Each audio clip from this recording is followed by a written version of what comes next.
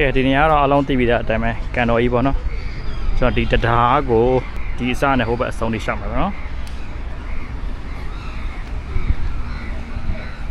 ဟာမလားရှောက်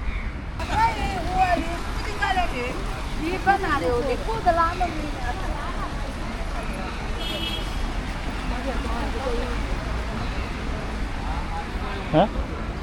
ပါနေမှာအမရဲ့ဟိုကျွန်တော်ဒီကောင်နဲ့မကွက်တည်တယ်ပိုစီးပါဗျာ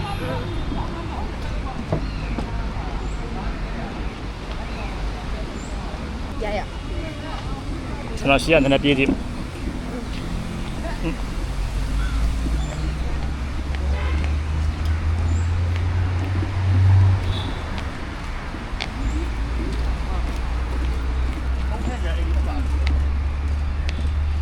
ပေးထားလေ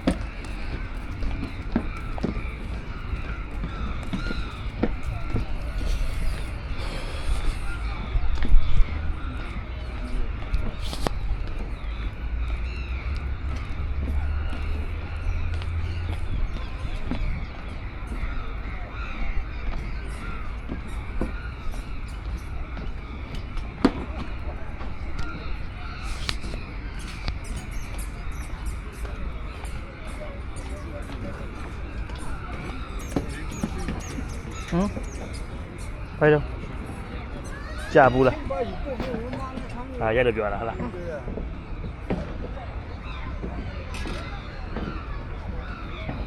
nè speed trên mày này nữaဒီခဏကတော့နေတိုင်းစီးလို့ရတယ်ဗျအရင် east ဖြစ်တယ်ကဲတယ်မလားအခုတည်းရမလားတေ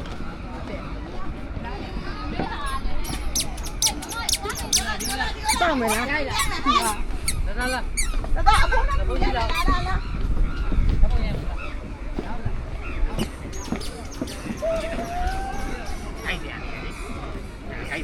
ဒီထဲတော့မပတ်တော့နော်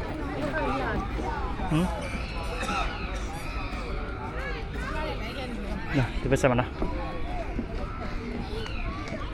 ခေါင်းပြုတ်ကြရင်မှကြိုင်နဲ့ကြာပါမှာနော်ပလုံကနေပဲနော်မတော်ရအဲ့ထဲကြာမှတော့မထိုင်းငိုပြီတော့နော်ဟုတ်တယ်မတတိယထိုင်းအပေါက်တွေစီ ဒီမှာကျွန်တော်ကြုံသွားတာတော့ဖုန်းတွေပါပြုတ်ကျသွားတယ်ဆိုရင်တော့ဆူတောင်းပြီးတော့ဖိုင်းကိုပြီးတော့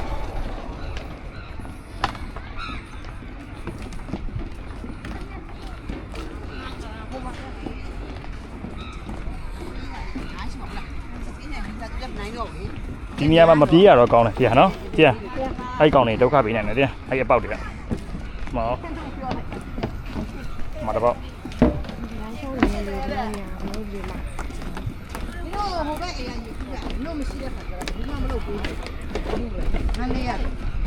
မလုပ်ခိုင်းတာလေမနော်တားဘူးလို့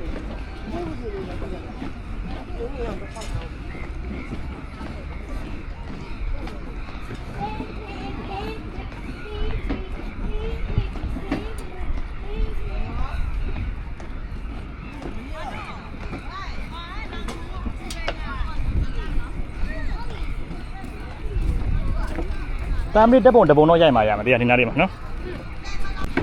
ဟာဒီနေရာတော့တကယ်ကိုဒိန်းသားဆုံးပါခင်ဗျ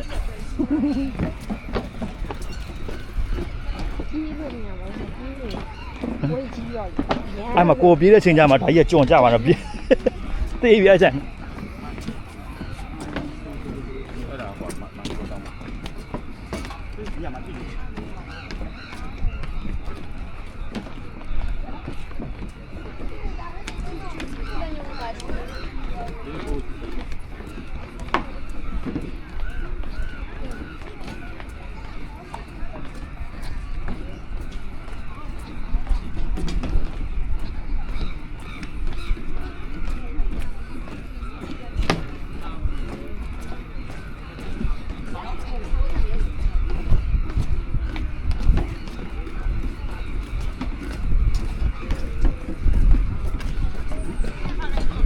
这把俺那看你家这俺养哦，一新拿的那还老好。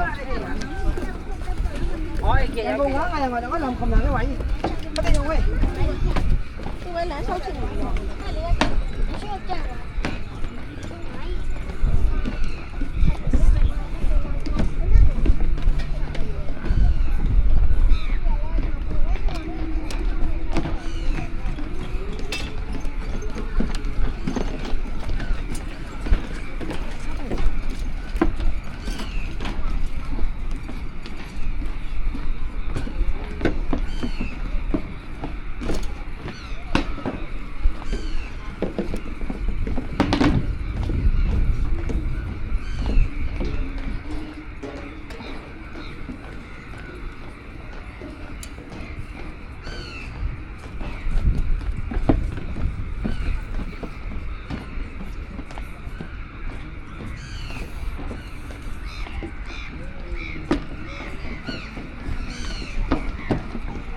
ဒါကြီးကတော့တစ်ချိန်တုန်းကဟိုတယ်ကြီးပေါ့နော်မီးလောင်သွားတာဟိုတယ်ကြီးနာမည်တော့မမေ့ပါဘူးဗါလဲတော့မသိဘူး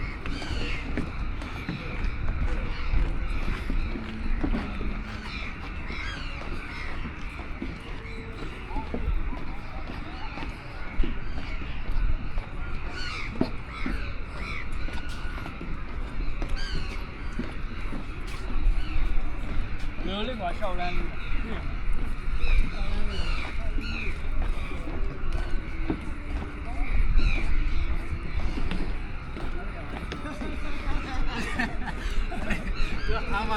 阿妈呀，这阿妹不是有啥？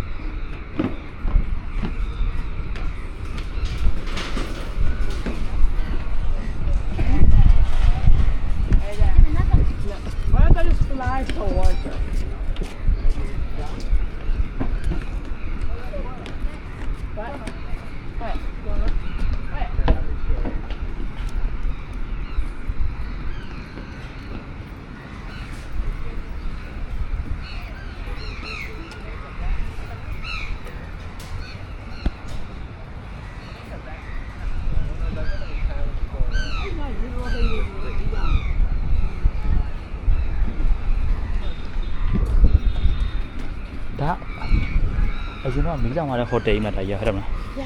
ဟုတ်နော်ဟုတ်ပါ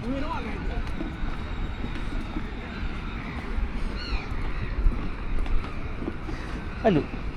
ချားစားအဲ့လိုတွေးနည်းနည်းလေးပူကာစားချင်လို့အဲ့ညအဲ့ခြေချင်းဘက်ကနာတာကူလည်းနာတယ်ခြေချင်းဝက်လားခဝါမော်လား ပြီးတော့မှဝမ်းမဖြစ်သွားမှ6ကမနာတော့ တက်တော်ရတယ်လို့ဆက်ဆောက်ချင်းအမှန်ချစ်ပွားရင်းနာပြီးတော့ ကျွန်တော်ဒီအတွင်းပဲနော်ဒါတစ်ချိန်တုန်းကဒါနာမည်ကြီးဟိုတယ်နေရပါတော့နာမည်ပါလေ ကန်တော်ကြီး Palace ကန်တော်ကြီး Palace Hotel ပေါ့နော်မီလောင်သွားအကြီးပဲဟိုးရင်တော့အခုတော့ဘာမှမရှိတော့နော်မြင်တဲ့အတိုင်း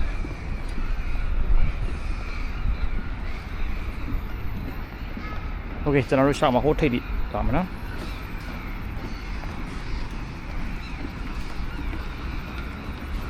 နည်းနည်းတင်လို့ရသေးလား speed ဟိုထိပ်ကပါစားမနော်နော်ဘက်ကဆောင်းနေပါ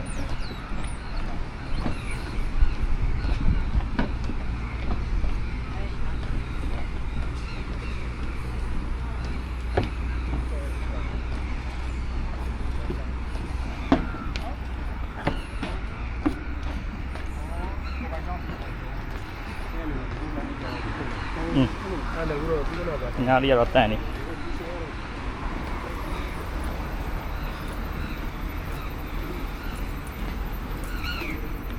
ကျွန်တော်ဒီရနဲ့ပြီးတော့အဲ့အတွင်းရနေပြီးဟိုထဲကိုပြန်ပတ်လို့ရလားဟိုထိပ်ကိုပြန်သွားလို့ရလားညာအောင်နဲ့တွေ့ရနော် ဆိုမကားလမ်းရှိကား မကျွန်တော်ဟိုဘက်ထိပ်ကိုပြန်မပေါက်တော့ဘူး ပေါ့လား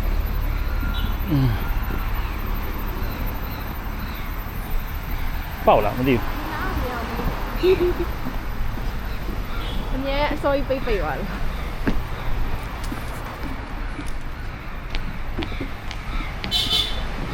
ဒါ6နိုင်ဆိုပိတ်တယ်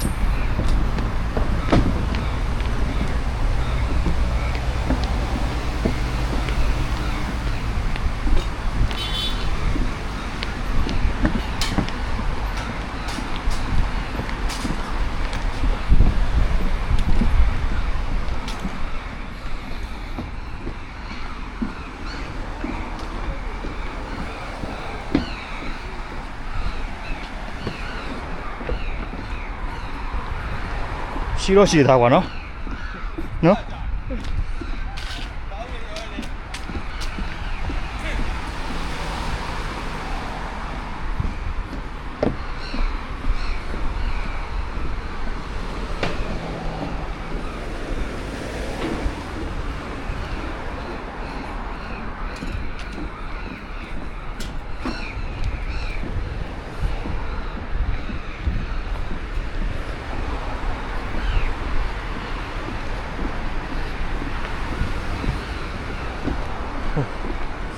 ဆောက်ကစနားလိုက် ခဏနာ နော် အ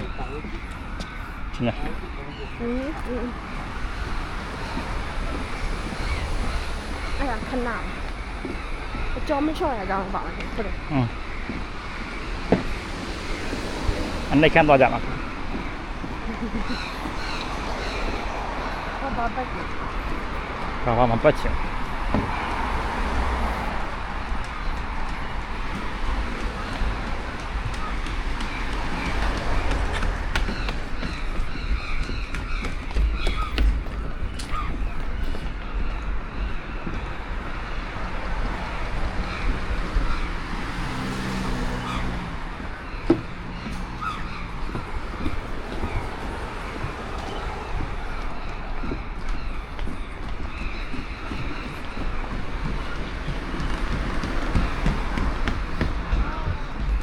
မနေ့ပိုင်းနဲ့တစ်ခေါက်ပြန်လာရမယ်ဒီနော်မနေ့6နိုင်လောက်ကြီးလာပြီးရှောက်တယ်မိုက်တော့မိုက်မယ်ဒီ Yeah ဒီကောင်ကျတော့ဟိုကျွန်တော်ပြည်သူရင်တွေကရှောက်ထားတဲ့ပို့ပြီးတော့ relax ကိုဖြစ်တယ်နော် Yeah ပြည်သူရင်တွေကဒီတိုင်းပဲဖြစ်နေတိုးတော့ဘာရှိ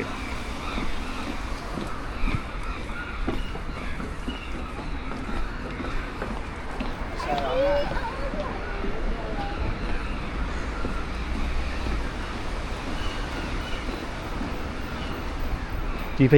ယားလေးအလယ်မှာတည်းကဲကျုံလေးလောက်ဖတ်တယ်ကျုံလေးရမှာရောက်ဘူးလား မရဘူးနော်ဒီမှမရဘူးကြဒီနိုင်လာအမြဲသွားရင်တော့မဒီဖျားကိုရောက်ဘူးချင်းမှရောက်ဘူးလေI think we should go နော်ဘူးတော့မရတော့နော်မှန်ဝိုင်း ရပါ နဲ့ချွတ်နေရမှာကွာခက်တယ်နည်းနည်း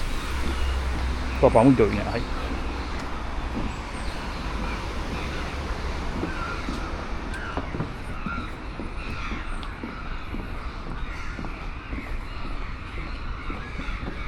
တော်တော်ကခါမရဘူးတဲ့နော်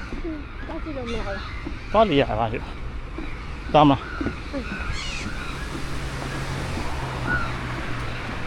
ပေါက်တရီတဲ့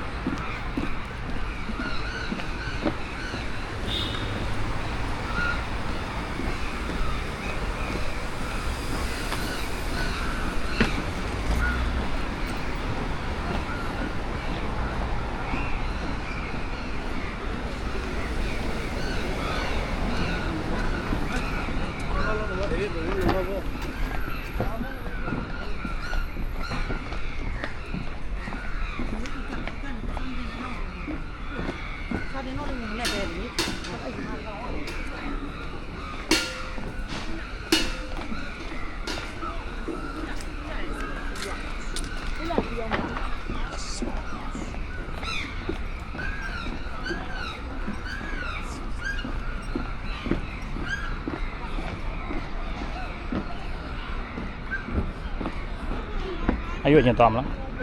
ပြန်မဝင်မလားအပြင်တို့တခြားနေရာလည်းဖြစ်နေတယ်နော်ရွေးကျင်ဝင်လိုက်ပါဆင်းဟိုထိကျွန်တော်ဆုံးပါပြီတဲ့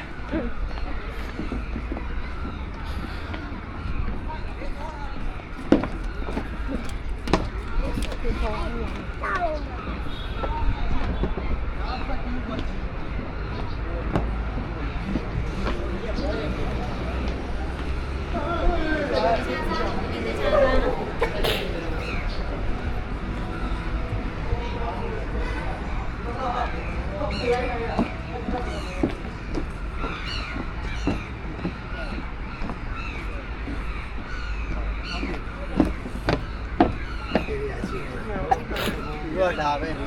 အဲ့တော့ပတ်လန်းလေးရှိရပါအရင်ပတ်မလား ဟုတ်လား နော်ဒါရင်တစ်ပတ်ပတ်လိုက်မနော်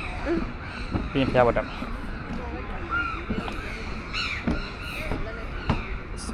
ခုနော်ဟာရဘူးနော်ဒါတော့ဖျားဒီမှာဖျားပတ်လည်းမှာပတ်လန်းလေးရှိတယ်တရားလေးကိုအရင်ပတ်ချင်တယ်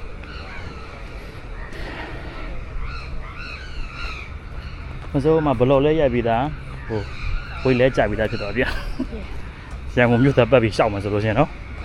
အခုဒီနေ့ဒါရှောက်ပြီးနောက်နေ့ကျရင်ဟိုဘက်ကိုရှောက်သေးနော်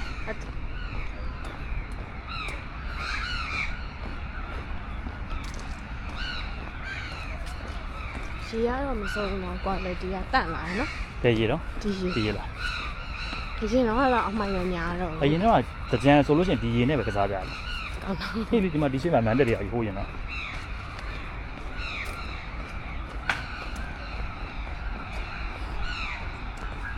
နောက်နေ့တကြံကြရင်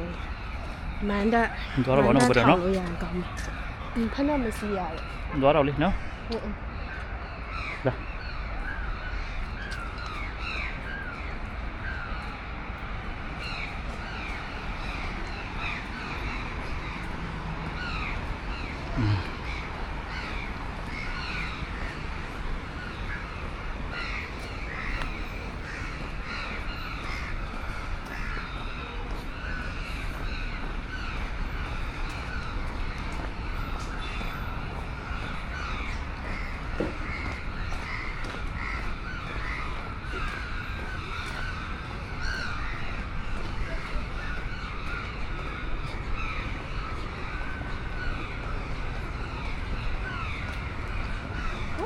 ရတဲ့ပေါင်းကြည့် ခေမာဒီပကျွန်းနဲ့အဲ့ဒါဘာသာကျွန်းလိုလေးဖြစ်နေရတယ်နားလေးကဟုတ်ခုနော်ဟောနေအကျန်းနဂယုံနဲ့ဒီဂျပန်ဖျားပုံစံခက်ဆင်ဆင်နော်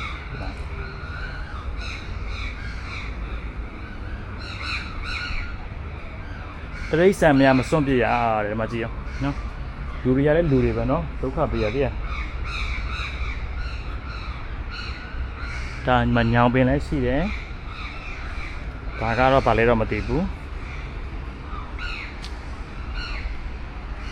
ရှိမယ်မညောင်ပင်နောက်တစ်ပင်ပေါ်တော်မူစေဒီဒီမှမရှိဘူးနော်ကွာရင်မဲ့တော့စန္ဒာမူနိမုခိအမေယခမဲ့တော့ဟာရှိသေးတော့ဘယ်သူမှတော့မရှိဘူးဖះဒီတိုင်းပဲဒီမှာတည်ထားတာပေါ့နော်မိုးရွာလာပြီဟစ်သေးပြီတို့ရထီးမပါဘူးအဲ့ကြောင့်ဒီဖះမှာပဲခဏနေရမှာ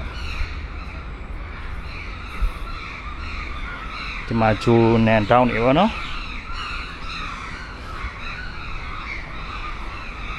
မိုးကရွာနေပြီဆိုတော့ကျွန်တော်ဖះမှာပဲခဏစတဲ့ချမှာရမယ်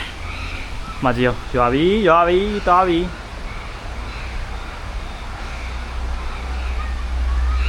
တော်စီရောဒီဖះကိုလာလိုက်လို့ပေါ့နော်အကယ်၍ကျွန်တော်ဖះကိုမလာလိုက်ဘူးဆိုရင်ကျွန်တော်ဟိုးရှေ့ကတရားကျွန်တော်ပြမယ်ဟိုးမှာတရားရှိတယ်အဲ့တရားပေါ်မှာကျွန်တော်တို့ဘာမှနေကြမရှိဘူးအကုန်ဒုက္ခရောက်မှာအဲ့အမိုးနာကိုကျွန်တော်တို့ပြန်ပြေးမှရမှာဆိုတော့အခုတော့ကျွန်တော်ကဒီဖះမှာဖြစ်တဲ့အတွက်ဖះမှာအရေးလေးခဏကျွန်တော်တို့ခိုးလို့ရမယ်မိုးခဏခိုးမယ်ဗျာဆိုတော့မိုးလေးခိုးရင်းနဲ့ကျွန်တော်တို့ဒီကန်ရည်ပြင်းရောငေးကြည့်ကြတာပေါ့ဗျာ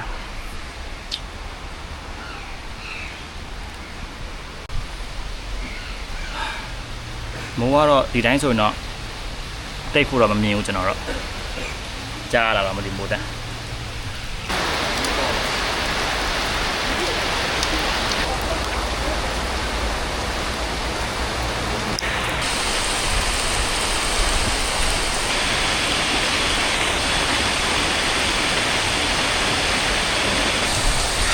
မိုးကတော့လက်ရှိနေတော့လောဆယ်ချက်ဆုပ်ဖြစ်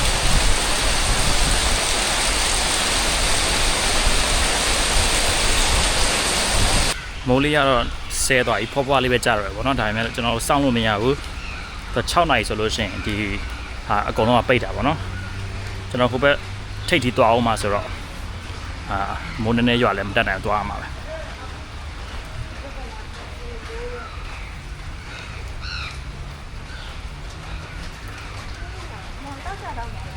တော့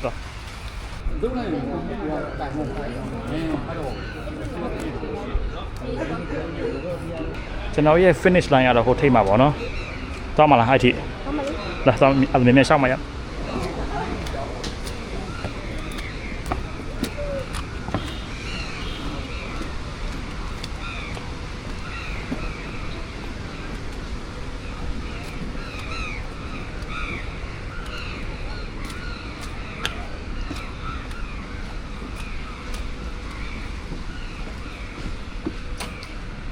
习惯到他怎么样了？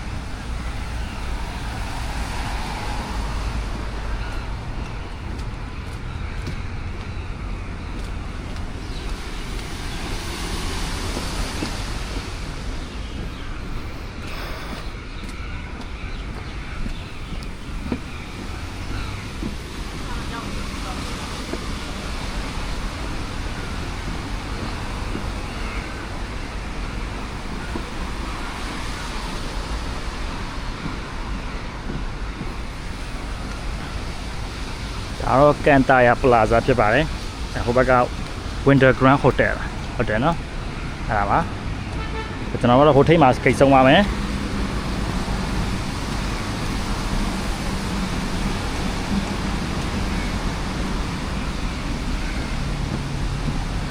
6နာရီပိတ်တာနည်းနည်းတော့စောတယ်ဗျာ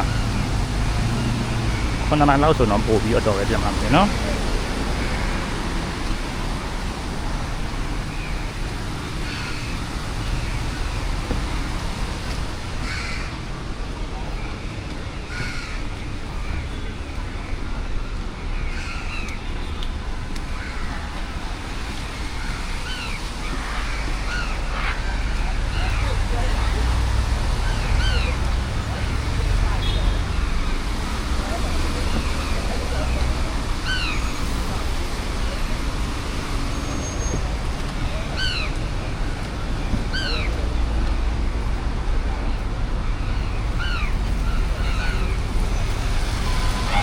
ကိတ်ဆုံးတော့ရောက်သွားပါပြီဒီမှာဟိုဘက်ထိပ်ကနေပြီးတော့ကျွန်တော်ဒီဘက်ထိပ်ပါနော်